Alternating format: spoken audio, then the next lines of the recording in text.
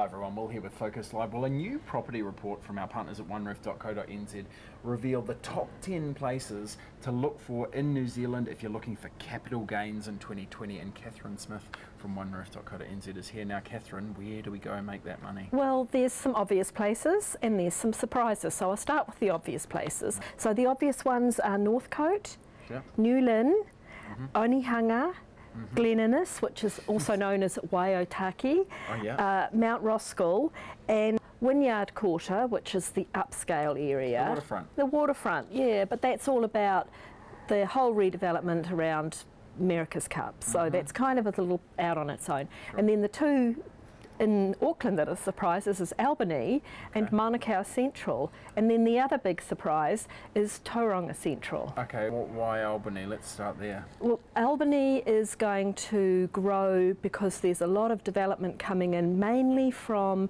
Westfield. So they finished doing the huge mall in Newmarket and they're bringing all their resources and all their attention back up to Albany to regenerate that mall. They're spending $500 million. They're practically doubling the size of the mall. They're adding parking buildings, but the really interesting thing they're doing there is adding office blocks and tower blocks of apartments. So it'll be like downtown America. It'll be a mixed-use site. There's also plans to add cycleways and finally connect that vast motorway that is Albany into an actual walkable, bikeable neighbourhood. So they're making these like mini towns that chef guy that you know ran for the Auckland Mayoralty was talking about, right? You don't have to really go much further. That's right. Just go down to your mall and your park and whatever. Yeah, and that whole Auckland plan was all about creating secondary centres, and Albany's one and Manukau City is another one. Okay. So that's why Manukau's getting the attention. Yeah. But the lovely thing about Manukau is it's getting some master planning and some actual design around it. So urban designers are actually stepping in there. It's not just individual developers doing their thing. So that's not happening in Albany then? Albany is... It's kind of random, more random. It's more privately led and it's more developer led. Yeah, I know. And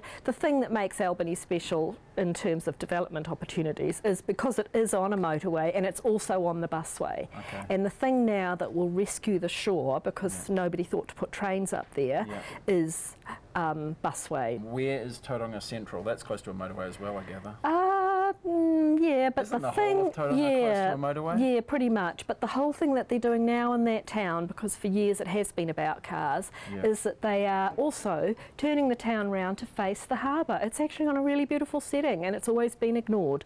And so they've had a bit of a spurt because Waikato University has built their Tauranga campus right downtown and not on the edge of town, which is a real innovation.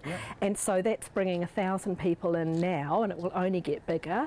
The old farmers' site is now turning into a mixed-use development, and it'll have housing in there as well as shops and restaurants and all of that. They're sort of turning into parts of the streets into lanes, and you know, think Melbourne on water.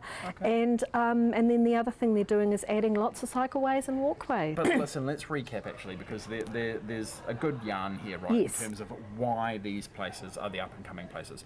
Public transport. Yes, always. The hubs, the kind of places that, you know, you don't have to go far to go shopping and get all your essentials and stuff like that. That's right. And a bit of a plan, is that what I've That's right, and a master plan, and it will include density, which in many of them is sort of townhouse type density, or maybe 3 stories high density. We're not talking 20-storey tower blocks. But there's also a downsizer market, so people who live in New Lynn or Glen Innes or Mount Roskill want to stay in those neighbourhoods. So organisations like Kaingaora are going, well, we've got one 3-bed, 90 square metre statey that's freezing cold and uninsulated and doesn't work for today's living on a big piece of dirt. Break it down, put 3 on. That's right, but not just density like you see here, but actually planned density where they're townhouses, they're around squares, they're organised so that people can keep in touch with each other. They're not slums of 2040,